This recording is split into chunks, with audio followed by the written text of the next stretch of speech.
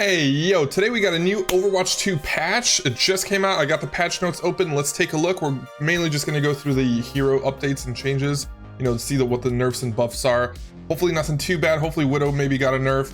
But yeah, let's get right into it. Hopefully we can get through it pretty quickly. Remember, click the like button if you found this video informative. Subscribe to the channel. Join our Discord down in the description. So first off, before we get to the heroes, we got a new collab between Overwatch 2 and One-Punch Man. Doom got his skin and a couple other cosmetic items.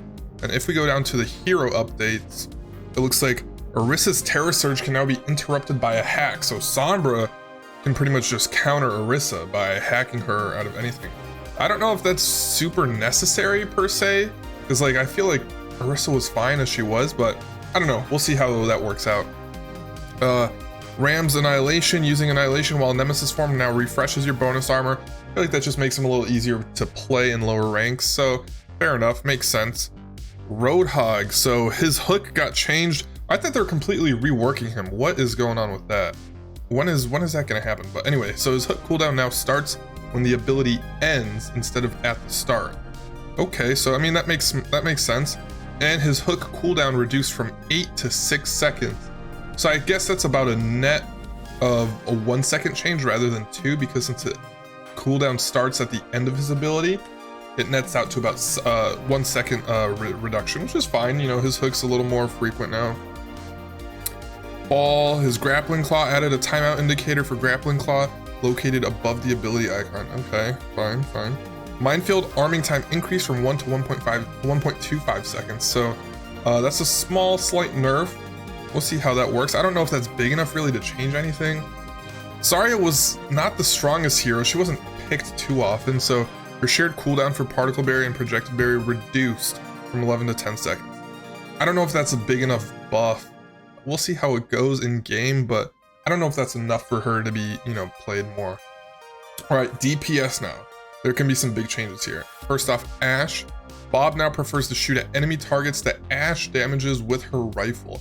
That's a pretty cool change. I think that can definitely delete heroes that Ashe is fighting. I think Torb's turret does the same thing, so it's fair enough. I think that can, allow for some cool tech and ability. Hanzo's lunge cooldown decreased from 5 to 4 seconds.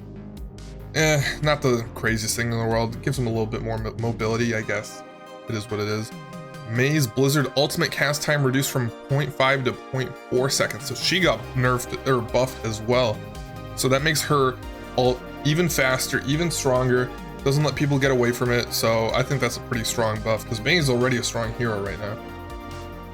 Pharah's jump jet movement is now influenced by directional inputs. Okay, so if you're going backwards or side to side, you can jump jet in that direction rather than always going forward. You know how it used to be always going forward, whatever direction you're facing? Now, similar to Echo's movement, you can jump jet in that direction that you're, the directional input that you are putting. So that's pretty cool. Sojourn, torso hit volume width increased by 20%, so that's a nerf for her because her hitbox is a little bigger. I'm assuming that's what it is.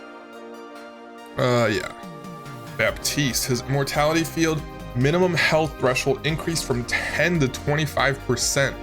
That is pretty big. That is pretty big, because it used to be what, if it was a 200 HP character, that would be about 40, was it 40 health? Or no, 10% would be 20 health.